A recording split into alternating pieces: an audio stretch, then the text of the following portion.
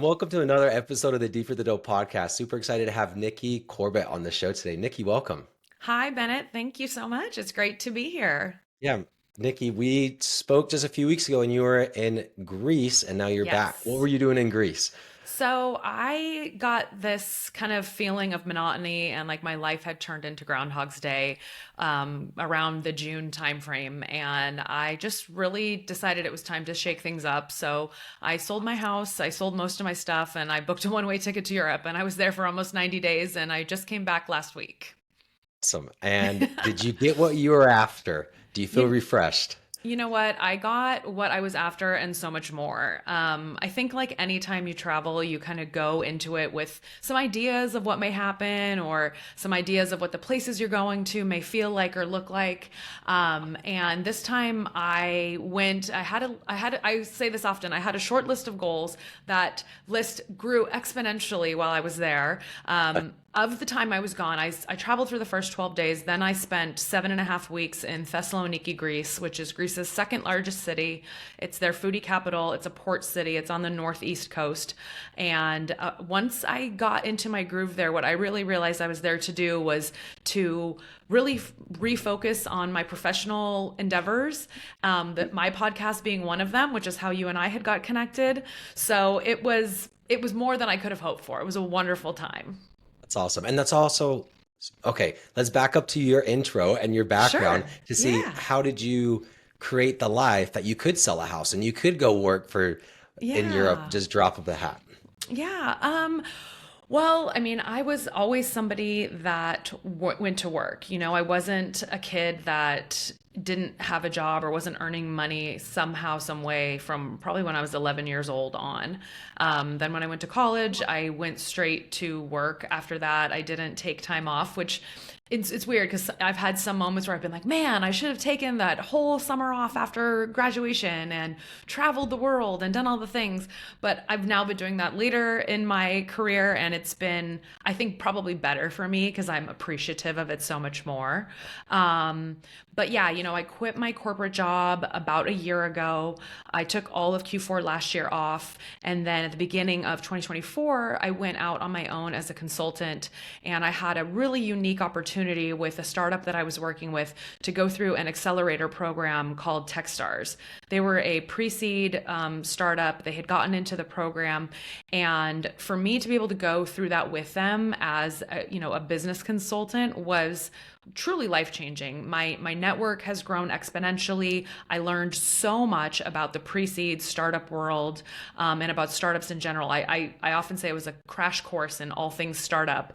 So, and then coincidentally, it was perfect timing for where my podcast was going because I had started having lots of different entrepreneurs on, and through marketing efforts and all of that, I've been, having more and more entrepreneurs reaching out to me asking to tell their stories. But to answer your question, more bluntly, I had saved money, and then when I sold my house, I sold it, I believe, at a very great time from compared to when I bought it. So it was nice to be able to give myself that time. Although I spent so much of it working that I don't necessarily feel like it was just a long vacation. It was really to get refocused and recentered and ready for 2025.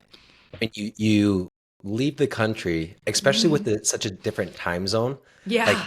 I get so much more work when I can respond to the 50 emails and text Hmm. messages without getting responses again before I finish. You know what I mean? Like Right, I started right. on 50, and by the time I'm like, sweet, I got 20 left. And then Yeah. the first 30 start responding. You're just like, this never freaking ends. But if you're working out of office hours, right? Hmm. People don't Hmm. respond. I feel like it's so much more effective.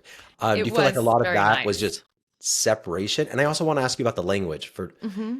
how'd you, I mean, do a lot of people in Greece, I went to Greece. I don't feel like people were speaking English.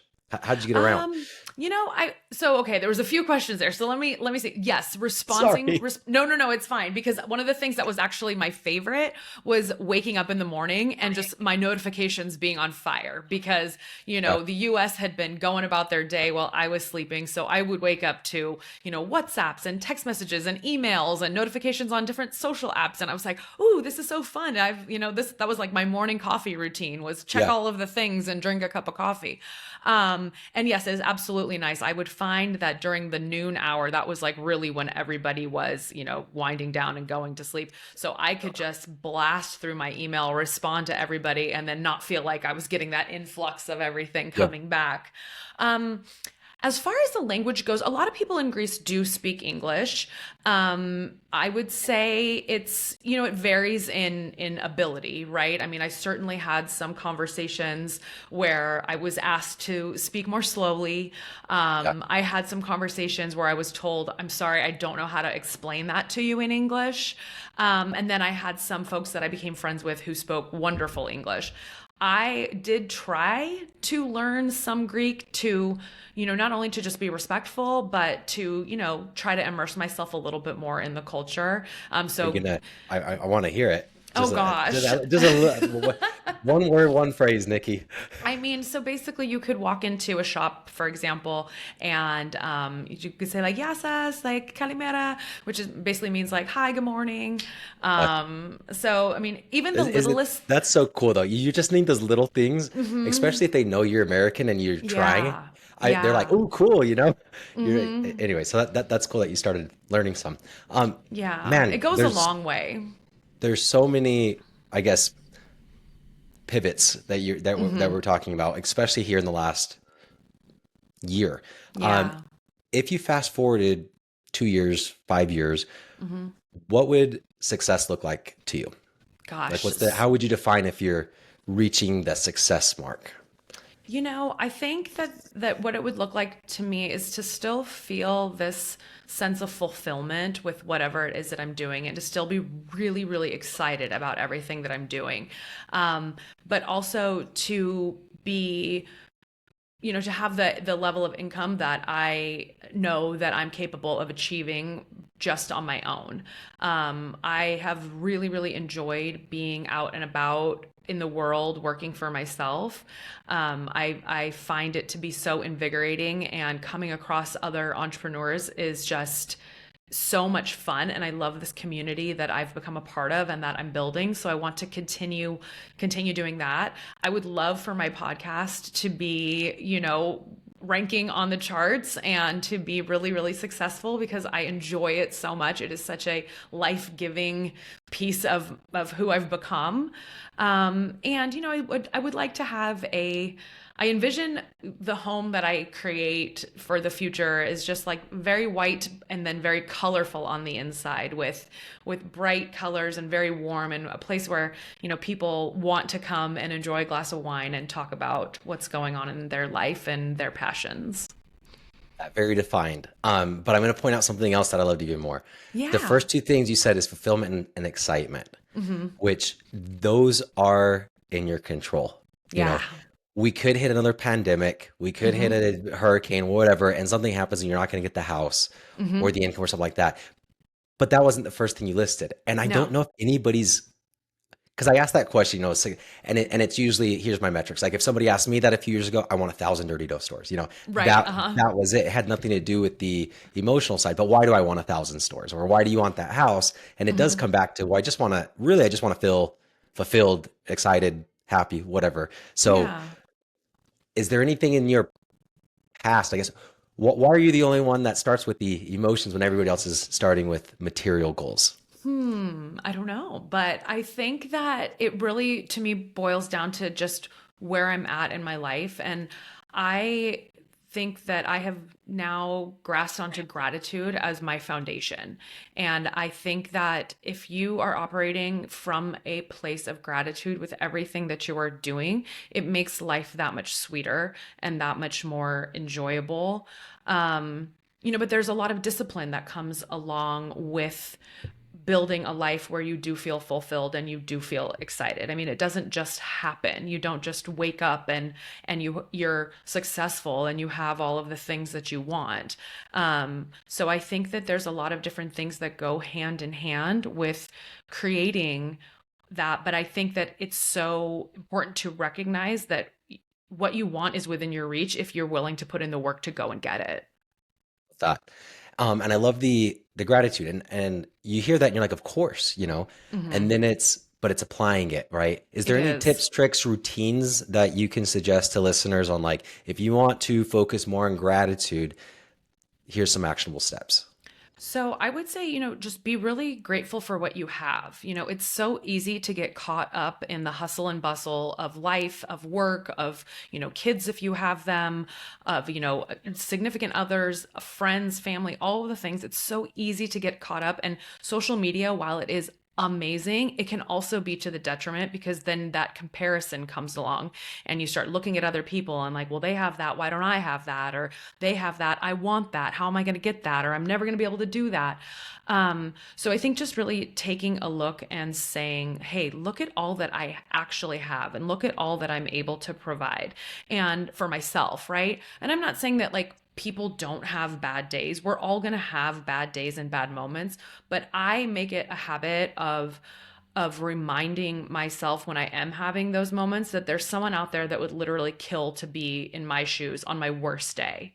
And so if I can remember that, then that is really helpful with gratitude. I'm also like a big proponent of like believing that you already have what you want and Mm. acting like you already have what you want. So I do that, I act like, oh, I've already have like a super successful podcast. I act like I already have, the level of income that I want for myself. Like I act like that because I know that like I am like calling that Yeah. into my life. Um, a lot to unpack there. One thing you talked about is being grateful for what you already have. So it's Hmm. like the happiness gap is where you're at and then where you want to be or Hmm. those wants. So there's Yeah. two ways to bridge the gap. One, you go get those wants. The Yep. issue with that is you bridge the gap, your dopamine goes back to Yeah. baseline, and then you just go to the Exactly. next want, right? Yep. Or Yep. you can bridge that gap by wanting what you already have. Hmm. And there's actual like Yeah. meditative practices that are really helpful and really, for me, really heavy. One that I Yeah. went through was actually imagining my kids dying Oh and my wife dying gosh. and loved ones Oh. dying, and then you come back from it, and you're like, Hmm. holy crap! Yeah. Like I have them. Hmm. I already have what I want. So you kind of imagine what you already have that you don't have it, and then you come back to Yeah. it is a really good way um, to want what you already have. So No, that's terrifying. But it's actually funny because I do have, for some reason, for a very long time, I will have moments where I will sit and I will imagine like horrible things happening, like things that I don't want to happen. And then it's all, and I can get emotional about it. I'm like, oh my God, like this is how I would feel if this were to happen. And I'm so grateful that that hasn't happened. So maybe I've been doing that all along and I just didn't realize there was an yeah, actual, no, like I can't thought think of the process name. behind it. It's like reverse something. I don't know, but it's Okay. an actual thing because it plays off of the all suffering, Hmm. um, desire is the root of all suffering. And so what's Okay. desire? Yeah. Desire is the same as expectation. Hmm. Expectation is the same as want. So Yeah. all suffering is stemming from those wants. So if you could just Hmm. want what you already have and not something else, then there's Exactly. no way left to suffer, which is kind of an oversimplification, but it is Hmm. also kind of true. So Well, it is. I mean, because we can get so caught up in material things, and I think that's been one thing that's been so nice as I've been back in the United States for the last week is that I've realized, like, I mean, I came home to the stuff that I did keep, which is all in boxes in a bedroom at my brother's house. So I still have been pretty much existing with the stuff that I traveled with. I know I'm yeah, going to have to break into some of those boxes because the weather's starting to get cold, but it was such a nice like acknowledgement that I really don't need that much to pursue my passions, to be happy, to be fulfilled, to have a nice life. I mean, even now it's like I've got a microphone, a ring light, and my laptop and some earphones, and I'm recording podcasts every, 3 or 4 times a week. And it's so cool. yeah. I mean, it was definitely more is more, more is better, and Hmm. it's people are realizing that's not the case. Like you have so Exactly. many people promoting, if you could just be more, be a better person, then all your problems will be solved. And it's just Right. like more, Right. more, more. If you just make more money, it's like no. If you just make more money, again, going back to that gap, yeah, Yeah. you momentarily bridge that gap, Hmm. but if you understand anything about the brain, like it doesn't last, and it's not Yeah. supposed to last. That's Yeah. what causes your dopamine needs to reset in order for it Right. for you to feel it again, for you to Hmm. be motivated to go get that next goal. So anyways, Definitely. realizing that is, it takes a while to to figure that out. And then once you figure it out, to practice it is a whole nother thing. You mentioned Absolutely. early on working, like Yeah. as a kid. I was the same way, Hmm. kind of that hustle mentality. Why? I mean, was it family, culture, religion? What made you like that? I think just kind of probably the way we were brought up. I mean, my parents both, come from working class families. My mom's parents were immigrants from Greece. Came over here, didn't not speaking the language. Mm. My dad is one of six. Then grew up in a very lower class, lower income town in New Jersey. There was, I think, three bedrooms and one bathroom. Could you imagine one bathroom for eight people? I mean, nothing sounds worse. So they really instilled in us, the value of hard work, and also that they weren't just going to like hand us money for being a kid, and that they weren't just going to buy us whatever we wanted just because we saw something cool on TV and said, hey, I want that. So they kind of taught us like, hey, you have to earn your keep around here, and work for what it is that you want. So I was doing chores around the house. I think I was doing the dishes from, 10 on. I was doing my own Yeah. laundry from the time I could operate the machine. And then as soon as I could start babysitting, I remember begging my mom, like, do you think anyone will let me babysit? Do you think anyone will let me babysit? And finally at 11, I hit that threshold where someone, for whatever reason, entrusted me at home alone with their children, which looking back, I'm like, was that the smartest thing? But thankfully all was good. But you're like, they probably were looking for a discount babysitter, and that was No kidding, no kidding. And then, when I was 15, that was when you could get a work permit. And I, again, turned 15, went and got the work permit and ended up at a pizza joint in town and came home smelling like oregano and pizza sauce yeah. multiple times per week.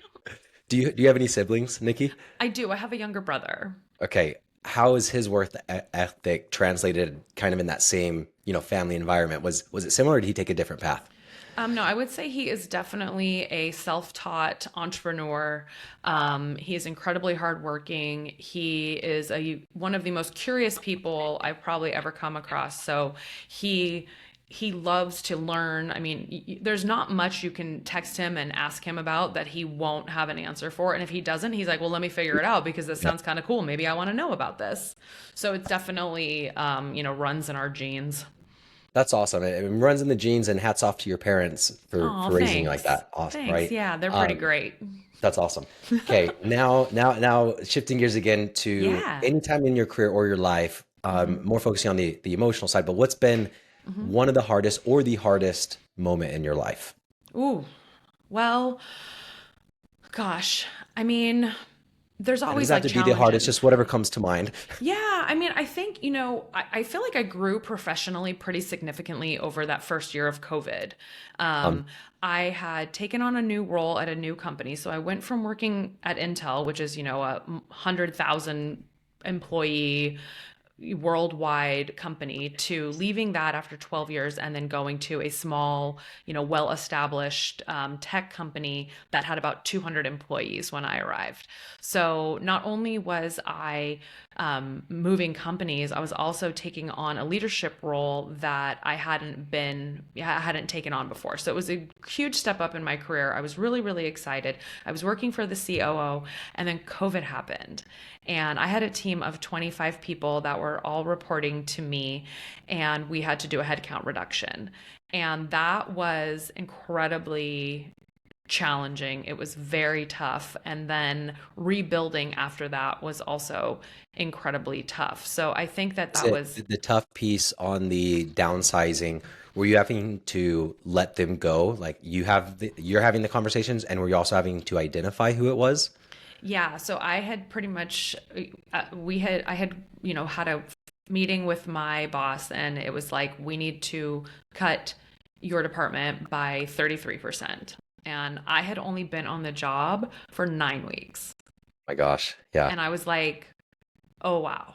Okay. So I, unfortunately had to make some tough decisions. And I was looking at the business on how we were running things, on how I had started to, make some changes and look at growth and scalability and profitability, and made some tough calls. But I still think in retrospect, they were the right calls.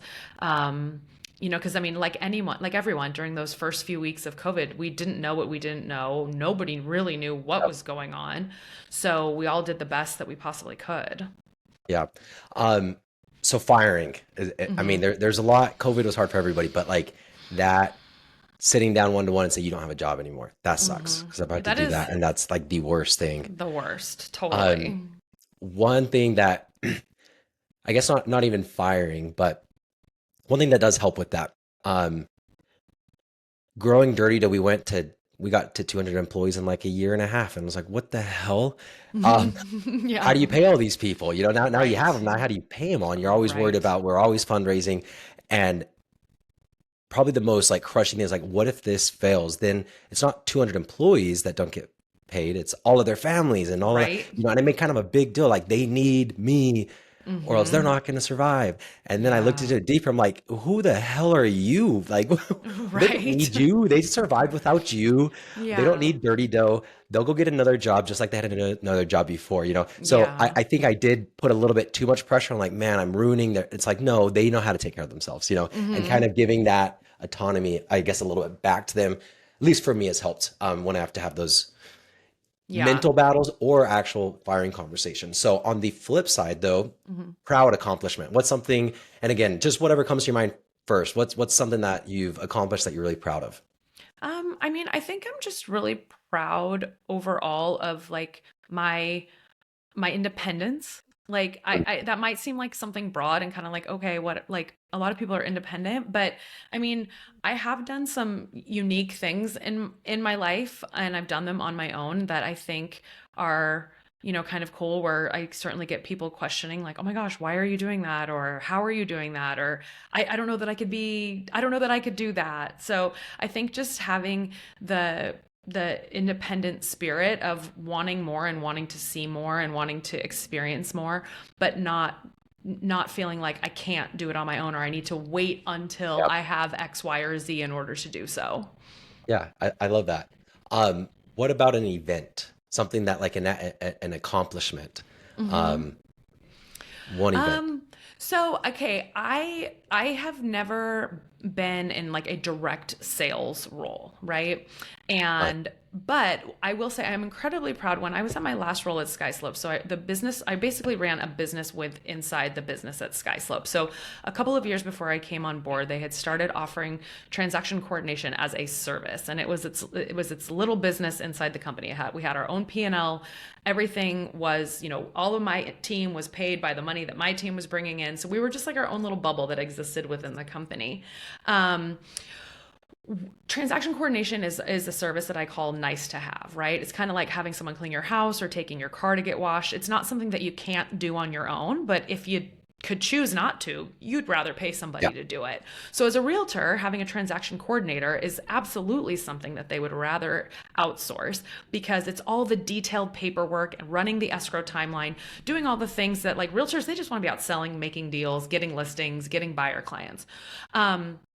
So as we started the regrowth after COVID, we had changed every single process, every single procedure that we had. We had changed how the team was organized, how we ran the business, and we were obviously like we were always looking for more business. I had two dedicated salespeople. They had monthly goals. They were out grinding. But one of the largest brokerages in the United States, they had thought, hey, you know what? If we offer transaction coordination as a service to our agents, they'll probably all just love it and it'll make us so much money. And they had mapped it out, and then it wasn't happening. And they were like, why is this not happening? Like, why is this not happening the way we've penciled it out? We thought this was going to be like a multi-million dollar annual, revenue generator. Well, they were about 2 years behind me in my learning curve on how to run this business. And so I got connected with one of their senior vice presidents, and we had this conversation. And I was just like, "You sound like me 2 years ago. Yeah. I get it. I get it. It's Right. tough." So they had decided to close down their internal department because it was hemorrhaging money. And I convinced them to have my team be their Choose your, preferred yeah. transaction coordinator, group to offer to Yeah. their agents as a service. So we did, have a revenue share model that we put into place. But I was really proud of making that making that deal, because it's a deal that still is in place, that still is happening now. And at the time, like I could confidently say, like, nobody knows more about running transaction coordinator business like in the United States than I do, because nobody else was doing it the way that we were doing it. Yeah. And that confidence that you're coming off with is like, I believe you with that. Yeah. Like you're going to do it. And that's so cool. I mean, that also speaks to the independence, right? You're like, I'm proud of the Hmm. independence. And then you're like, I have my own bubble. Like I am independently managing this and Hmm. I independently went and got this ginormous client. Um, Yeah. so I asked the question, what's the a proud accomplishment? And again, you said independence, which is like an ongoing thing. Yeah. And what I was looking for, but I didn't specify was an event. Now you gave me the Uh-huh. event, but Yeah. I, anyways, it's the same thing when I asked you about like the goals. You're starting with the emotion, and Oh, then you go uh-huh. to the material. And on this one, the Yeah. same thing, because typically it's okay, what's my biggest accomplishment? I landed that deal. And then what I was going to ask you is, how long did that high last? Uh-huh. Oh gosh. I mean, I'm still very proud of it, certainly. And it lasted a little bit of time, but then it was like that was when the rubber met the road, right? We Yeah. signed the And then you have to start contract, going. but then we had to prove that we were able to bring on their agents and then service their agents to their agents' expectations. So it was like, okay, we got this. Now we got to prove that like this was the right choice for them. And like I Yeah. said, it still is a partnership that's ongoing. So there's definitely proof in the pudding that it worked. So what I'm getting at is like when you have these goals or accomplishments, you think they're going to be a super big high, and they often Hmm. are, Yeah. but they go back to zero. So it's like, man, if I'm dedicating all my life to getting that material goal, which I love Hmm. that you weren't, Yeah. Yeah. then it's so fleeting. And then even when I asked you about the proud accomplishment, you didn't choose an event that was fleeting. You chose independence that is ongoing. So that's so Hmm. cool that Oh, thanks. how you're setting up your life and your goals are not so much set up on external factors. Hmm. And then, Yeah. anyways, I think that is definitely the way to live the most joyful, happy life is trying to bring it internally, talking about independence and Hmm. excitement, all that. So I love that. Well, thank you. What do you feel like in your past on mental health Hmm. mindset has Hmm. helped you the most? Anything that you do regularly to make sure that you're in gratitude or any of those other tips and tricks that we've talked about? Yeah, I mean, I am a very routined person and I do have a very high sense of self-awareness. I think self-awareness is also one of the top keys to personal success and forward growth. I think that we have to be self-aware of how we present ourselves in the world. What is our energy putting out? How are we communicating with other people? How do we treat other people? And I think that a lot of that does boil down to discipline and routine. So I am the biggest advocate for exercise, getting outside, going for a walk. I mean, there probably isn't a day that goes by that I'm not outside for at minimum a 30-minute walk, usually more than that. Um, so that's really, really important to me. But also this having the self-awareness to acknowledge when I am feeling off, I think it certainly has benefited me. Like I'll be honest, before I'd made the decision to sell my house, I had noticed that I was not feeling that great.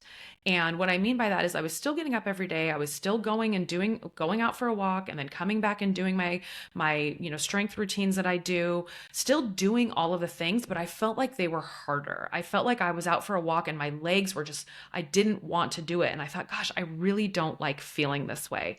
So when I made the decision to put the house on the market, it still also took a few days for me to shake out of that. And then I remember one day I woke up and I was like, I feel like myself again. And that was a really good feeling. So, and I haven't lost that feeling since. So I think for me, acknowledging when I'm going down a path that mentally is not good for me, and that if I continue going down that path, could have some negative repercussions more than I want to deal with or feel. Um, is looking inward and saying like, hey, do I need to make a big change right now? Right on the target. Again, always looking looking inward, looking inward, looking inward. I couldn't agree more on that. And this year's probably been the hardest year of my life. And the change was I had to start paying attention to how I felt, not just like, okay, why do I not want to get on a phone call anymore? Why don't I really want Uh-huh. to record a podcast? And then Mm-hmm. rather than just avoiding it, like, shit, I have to, then it was like, well, let's just notice it. Like, what is Yeah. there? And I'm closing my eyes. I'm like, okay, there's a resistance that I don't want to podcast, but why? Like, what does it feel like? And then you Mm-hmm. feel it and it kind of just goes away. Or you don't, and it just stays with you for months or for Yeah. years, right? So Mm-hmm. really, really important to be self-aware. I couldn't agree more on that. Okay, Yeah. last question for you, Nikki. Yeah. What is the legacy you want to leave behind? I mean, I want people to be like, man, she was a lot of fun. And she, Nice. was really kind. And, I learned from her. It's so funny. I had this conversation with somebody the other day, and I was talking about how as people, we are who we are, and there are some things that we just naturally do, and then there are some things that people do for us or say to us that they're just being them, but it's so profound and it has this major effect on us where you're like, oh, man, I'm going to remember that moment for the rest of Yeah, my life. And if you say something to that person, they're like, oh yeah, oh of course, like no worries, it's like it's just them being them. So I want people, when they think about me, to just think positively, and I want to be, thought of as just like a good, fun. I like the fun fun because time, you're fun. That's what I tell my kids. I'm like, life is about fun and some learning. There's Yeah. nothing that you need to be overly seriously about in life. It's just fun and learning. So I Yeah. think you're a great reflection of that. Nikki, where do our Thank you. listeners connect with you Oh gosh. Well, so two and your places. podcast too? Yes. So two places. You can go to my website. That is nikki-corbett.com. Nikki-corb, like boy, ETT.com. And then on YouTube, I am at Round Two Podcast, and on all the other socials at Round Two Podcast. So, and then also feel free to connect with me on LinkedIn. I love LinkedIn. I am working really hard over there to grow my personal brand and to grow the podcast. So I love new LinkedIn connections. So would love to meet more of you. So we'll include all of that in the show notes. Nikki, thanks Awesome. for jumping on. Great. Thank you so much.